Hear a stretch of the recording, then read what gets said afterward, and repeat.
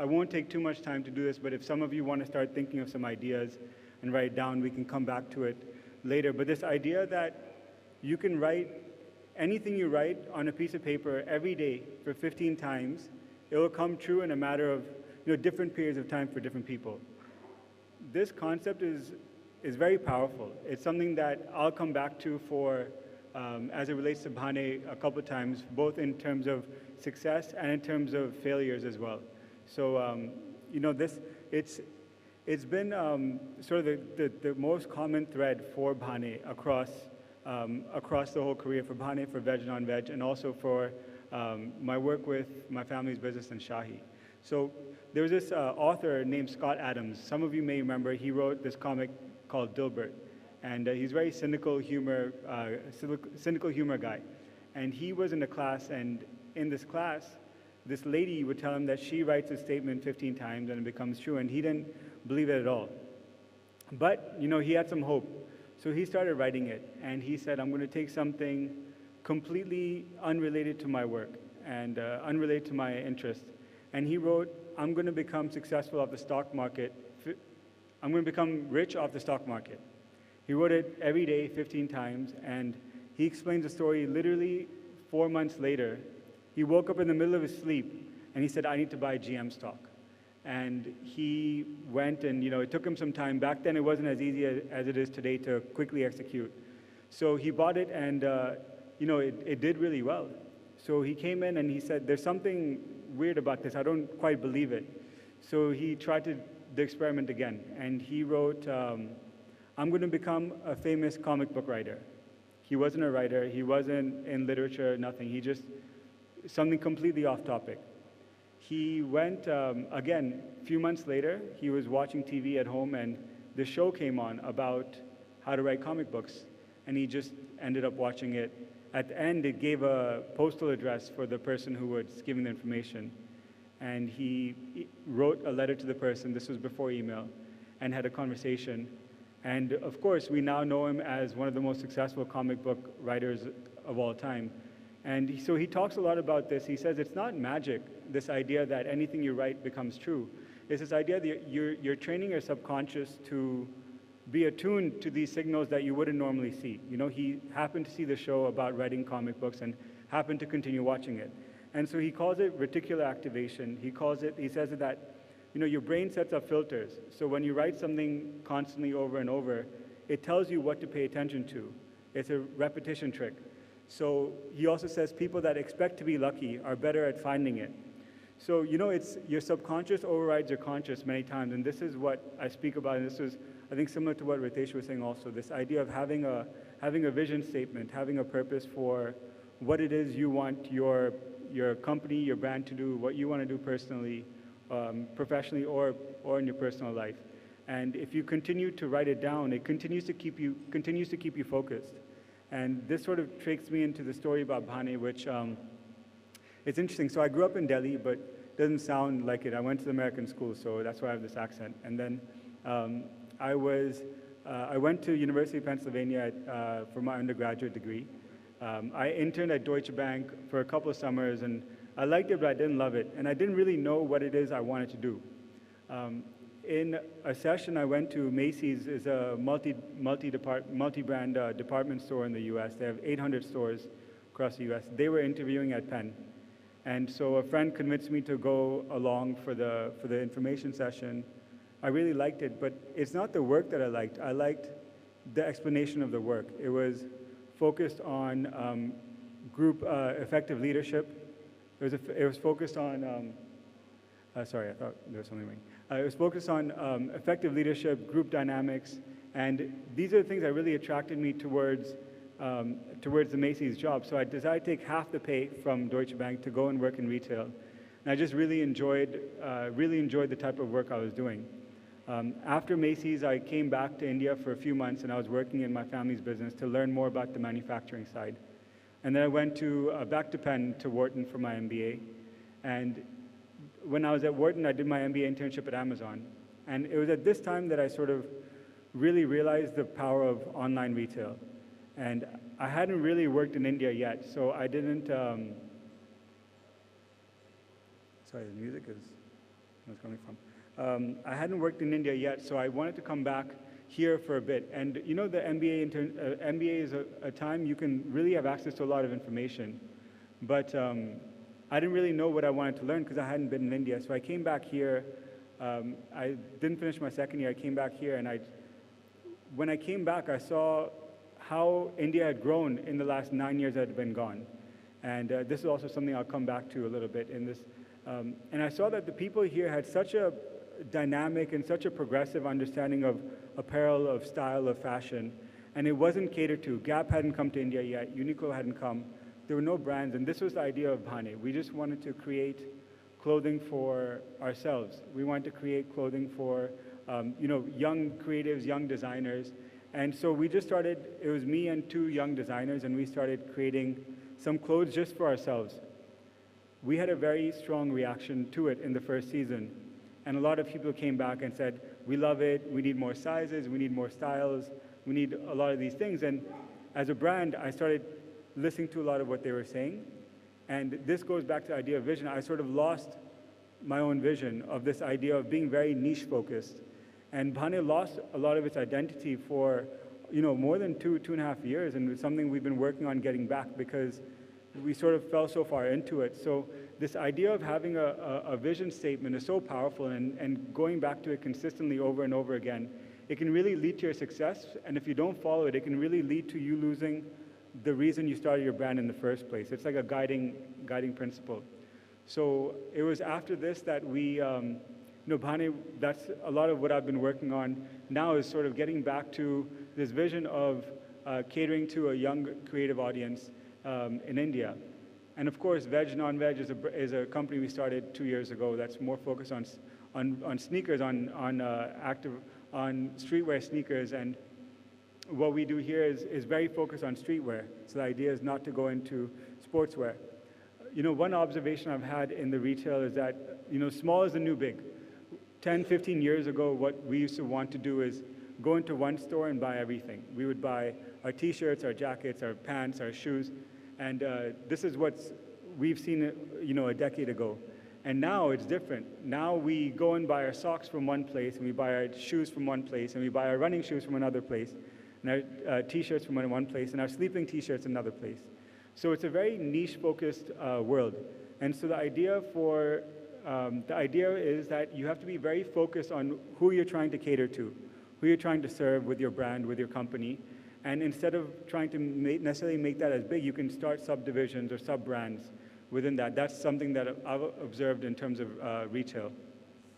So, this idea that that's sort of the story behind Bhane. This the idea of starting with a vision, continuing with it, and how it can lead to your success, but it can also really, if you don't follow it, it can really create a lot of issues, from my experience at least. The when you look at India, and something for Bhane, what I've gotten into in the last 2 years is India today is about a $2 trillion market. The US in 1980 was the same size. Obviously, we've seen the US in the last 40 years, how it's grown. And that's sort of the prospect for India now. It has this potential to really grow at this enormous rate. By 2025, India will be adding $1 trillion to its economy every 18 months. And for Bhane, for me, the way I see it is really focusing on growing along with the market.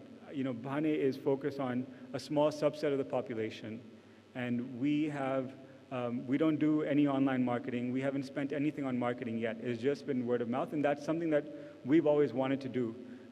So, what I've done in terms of my time in order to allow myself to be more patient is I'm also working along my family business, which is a mature business of Shahi. And this is something that I find relays a lot to other entrepreneurs in the sense of having a balance of passion work versus functional work. You see it in creatives, you see it in artists, actors, writers. Sometimes you're doing a film that you really like, and then other times you do a film because it's good for brand, it's good for compensation, and the balance of the two is together. And so similarly for for me to be able to contribute to a mature business allows me the patience to contribute to a young and growing business in Bhane without having to lose the identity and morals that I've had. And so when it comes to sustainability, when it comes to this idea of creating sustainable business, it's really understanding, going back to what your vision statement is, what it is you want to achieve, and understand how you can best get there. For different people, it will be different things. For a service-based business, it might be catering to clients that give you less exciting work, but give you more stable income, and then doing work that you're more passionate about. So, sustainability in terms of entrepreneurship is different for everyone, but it requires you to have a very clear focus, and then understand that you might need to move out of your comfort zone in order to allow yourself to move towards that vision in the longer term. There's a statement that says, we underestimate what we can do in a year and overestimate what we can do in a day. So it's really about having a long-term perspective, long-term vision on what it is you want to contribute, what it is you want to grow over a long period of time. And then, of course, the last thing when it comes to design, again, it's the same thing. For design means different things for different people. And in apparel, it's a little bit more literal. But there's design in everything. There's design in communication. There's design in service. There's design in hotels, everything. So your design really goes towards, to me, the design is your vision, how close you can stay along with your vision, and in order to contribute a sustainable business is what your design is going to be. So for all your rooms, it's going to be different about, how do you create sustainability? How do you create different subsets of your brand so you can still cater to people's needs, but also have a business that grows and that can be sustainable in that way. So those were my main points. It really comes down to having that statement that you find you can stick to and you can continue to repeat. And the point is not that it won't change, but the point is rather that if it changes, it's a proactive change. It's something you change when you're writing down, and not later on when you go back and look and see, oh, that's changed for me. So that's basically Bhane and Veg Non-Veg is taken on growth by design, on focus on design, and growing a business based on design. So I'll open up to any questions that anyone has now. Thank you. Yeah. Cool. Yeah. So you want to ask a question? He wants to ask a question, please. Hi, and I also come from a family background. I just want to know how you switch from a family business when you have a matured business to a startup when you have Bhane. And I personally visited your store and like your clothing, and it's amazing. I just want to know that how do you give time to both things? Yeah. Sure. I think everything gets a little bit tricky, in today's world. So I've been, in the last 2 years, Shahi opened a UK service office, so a sales office, effectively. Obviously, Bhane doesn't have any work internationally, at least right now. And so a big way for me to manage being able to do both has been something I learned from our tech team, which was daily stand-ups. I got on a call at 10:30 a.m. India time, IST, which was, in the winters, it's 5 in the morning in London, but it's a 5-minute call. And what that allowed is a daily touch point that's consistent, that goes across every division of the team to just talk about the points that are there. And then I would sort of plug off. I would go back into my own routine of work. But it was just having a consistent, even if it's short, touch point with the team, and then allows you to go back into your other work. So some days I would go and I would keep another 3 hours for Bhane work. Some days I would have meetings for family business of Shahi. It was just different on every day, but that daily stand-up was consistent. And so that was there. Mondays, we have our Monday meetings, which is a longer format, 1-hour meeting. That's a little bit later in the day. So that would be, it was just sort of being very clear about what you can deliver and how much time you have. And your team sort of grows with that. And if you have very flexible people, they accept it. And a lot of people, there's some people that thrive in it because they have the capacity to they're empowered to make their own decisions because you tell them that, look, I'm not always going to be there, but I trust you to make that decision. So it's just about, I think, setting some consistent touch points between the two and then letting the rest of your time be flexible. Yeah.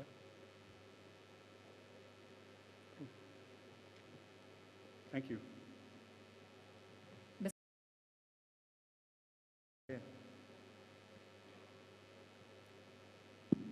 That was a great present. That's a great speech, Anand. I would like to know. I mean, how do you sort of connect between these two cultures? You know, a company which has been run in a certain way to a more startup culture which you're building with Bhane. Yeah. So, how do you? I mean, personally for yourself, how do you connect with these two? There's a lot of switch on, switch off that would be happening with you. So, how do you manage it? Yeah. It's interesting. You know, when it comes to Shahi, it's a growth business, and effectively, you know, in essence, what happens is even Bhane is a growth business, and so I haven't found there to be too many differences. You know, even at Bhane, a lot of what we did was adopt the policies Shahi had. So we don't have our own. We have one accounts person, but we really share the account setup that Shahi has. We don't have an HR team.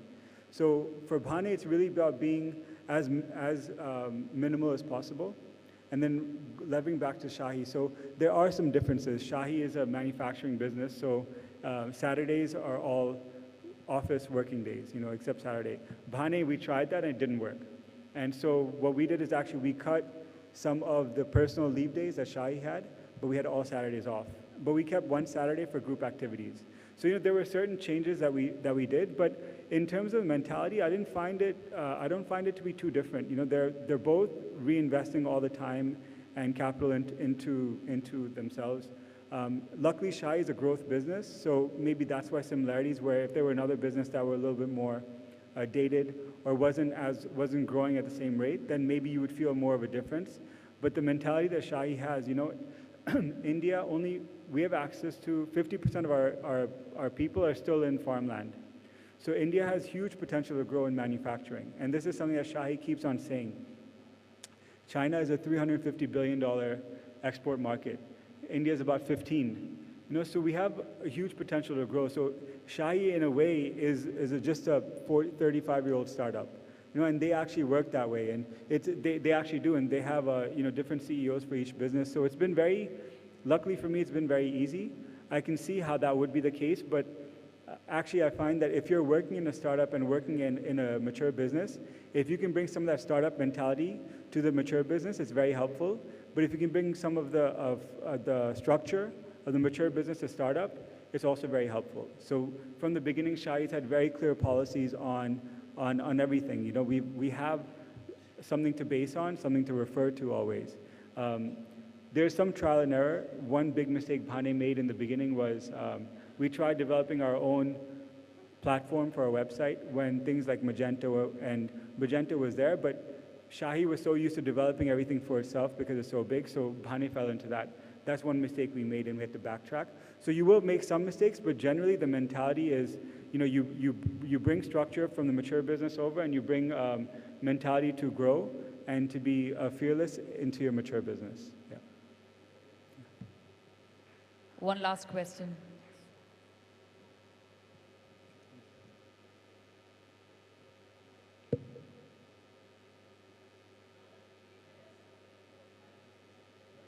Please tell us the genesis of the name Bhane.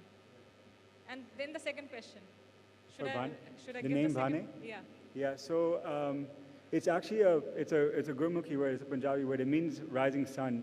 It's just something I read. I actually didn't like it when I first read it because it's very awkward letters and word, but it just stayed in my head. And I was meeting with this team, and I said, I don't have a name yet. I knew what I wanted the brand to look like, but I didn't have a name. And I told them, I said, use this as a placeholder. And they came back with the font, and I just liked it then. So it's funny. It's just I didn't want it. I had a different name for it that I couldn't get it wasn't clicking. And then later on, I really liked it because people didn't know how to say it or what it meant. They had a blank slate. Yeah, it was a clean slate when they were looking at the brand, so there was no expectation, which was nice. Yeah, my second question, yeah.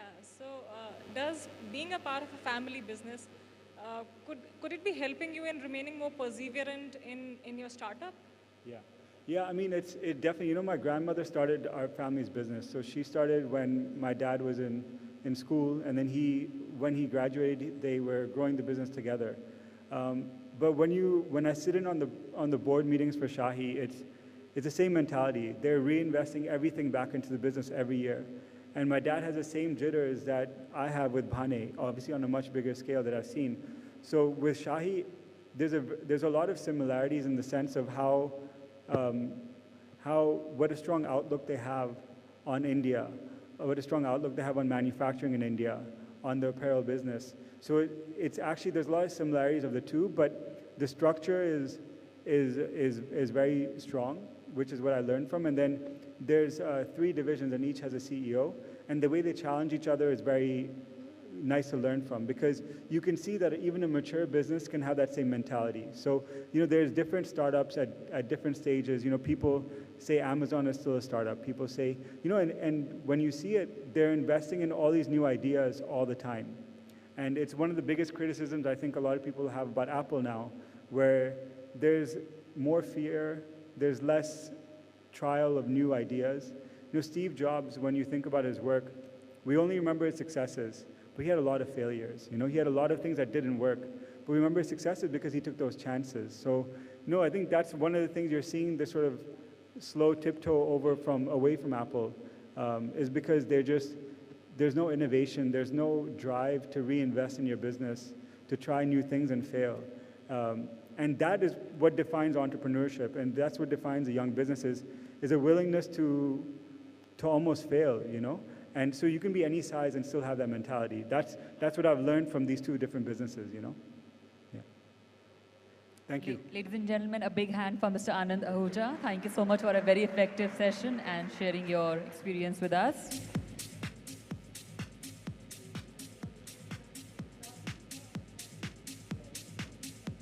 Please accept this token of gratitude from our end.